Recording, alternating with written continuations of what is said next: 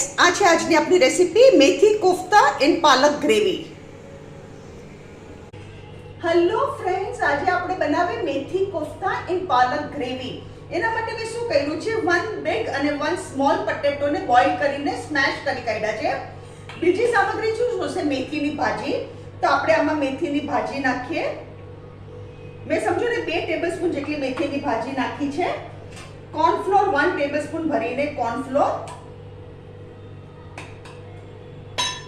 મીઠું સ્વાદ અનુસાર. આમાં મીઠું નાખવાનું સ્વાદ અનુસાર.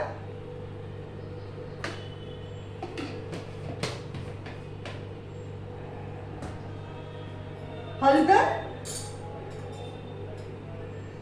અને લાલ મરચું. મેં ચપટીને લાલ મરચું નાખ્યું છે.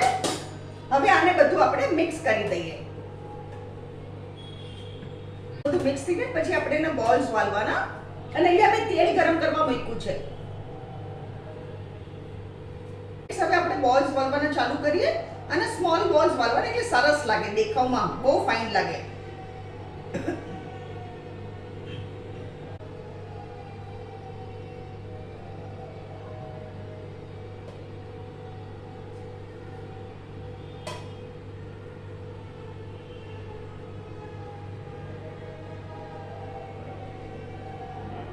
આપણા બધા બોલ્સ વળી ગયા અને અહીંયા તેલ ગરમ કર્યું છે. એને હું ફાસ્ટ ગેસ કરું છું જરા. અને જરૂરી નથી તમારે સ્લો ગેસ જ કરવું જોઈએ. હવે આપણે એક નાખીને જોઈએ.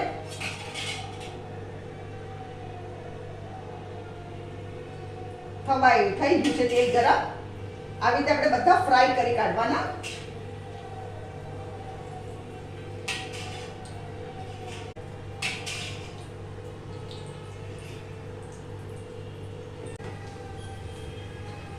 આપણો એક બેચ એકદમ સરસ થઈ ગયો. હવે આપણે આને ગેસ ધીરો કરીને કાઢવાનો. કેવો મસ્ત ગુલાબી કલર થઈ ગયો છે.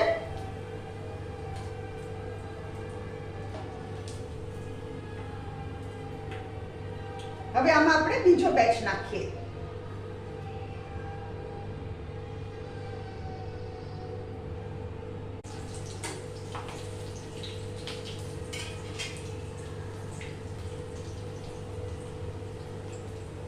અને તેલ ઓલરેડી બહુ ગરમ છે ને એટલે હું હવે ગેસ ફાસ્ટ નથી કરતી. ઓલરેડી તેલ બહુ ગરમ થઈ ચૂક્યું છે. પછી જોશે તો ફેરવીને હું ગેસ ફાસ્ટ કરીશ. આપણો આ બેચ એકદમ મસ્ત થઈ ગયો. હવે ફ્રેન્ડ્સ, હું શું કરું છું, અહીંયા ગેસ બંધ કરું છું. હવે આપણે શું કરવાનું, આપણે છે ને આ એક્સેસ ઓઇલ કાઢી લેશું અને આમાં જ આપણે પાલકની તૈયારી કરશું. પાલક ગ્રેવી બનાવશું. ફ્રેન્ડ્સ, આ છે આજના આપણા મેથી કોફતા. હવે આપણે પાલક ગ્રેવીની તૈયારી કરીએ. 2 ટેબલસ્પૂન ઓઇલ અહીંયા ગરમ કરવા મૂક્યું છે. અને મેં શું કર્યું છે, 3 પાલકની જોડી એને મેં બરાબર વોશ કરી કાઢી અને એને ગરમ પાણીમાં 15 મિનિટ સુધી બોઇલ કરી અને પછી નિતારીને એમાં 1.5 ઇંચ ટુકડો આદુ, 7 ગ્રીન ચીલીઝ અને 5 ગાર્લિક ફ્લેક્સ, લસણની કલી એ નાખીને પેસ્ટ બનાવી દીધી. આ પાલકની આપણી પેસ્ટ છે. બીજી સામગ્રી શું જોશે? 1 અનિયન, 1 ટમેટો. અહીંયા તેલ ગરમ કરવા મૂક્યું છે. એમાં આપણે પહેલા કાંદા નાખી દઈએ. આપણે જેમાં અત્યારના કોફતા ફ્રાય કર્યા ને એ જ કઢાઈમાં આપણે હવે પાલક બનાવી. એક્સેસ ઓઇલ કાઢી લેવાનું. આ બહુ નવી વેરાયટી છે, સમથિંગ વેરી ન્યૂ. તમે ઘરમાં જરૂરથી ટ્રાય કરો. બધાને સમથિંગ ન્યૂ વેરાયટી મળશે.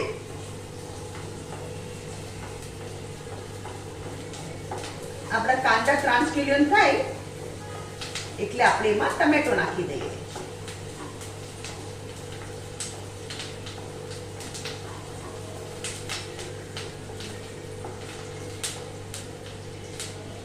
હવે હું આમાં ટમેટો નાખું છું.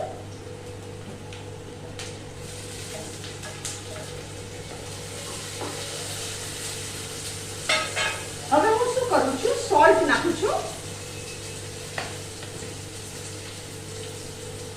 ખાલી ચપટી કરી નાખું છું, પછી પાલકના ભાગનું પછી નાખશું.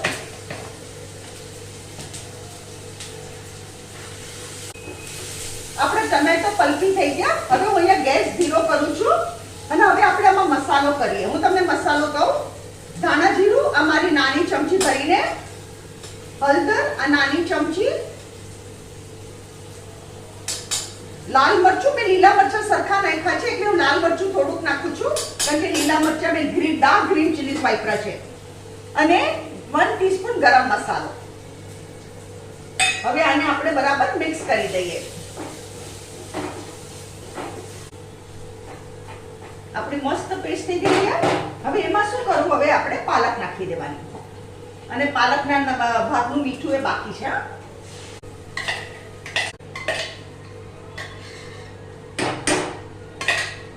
હવે આપણે પાલકના ભાગનું મીઠું નાખીએ.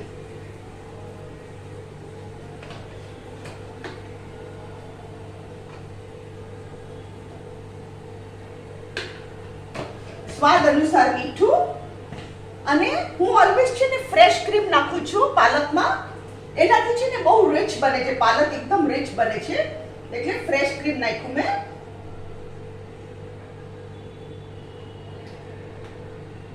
એનાથી રીચ ગ્રેવી બને છે, પાલકની બહુ રીચ બને છે.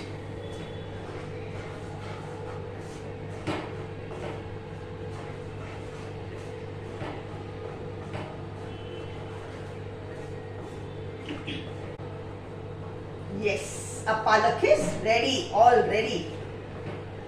એક વાર ગેસ ફાસ્ટ કરું છું.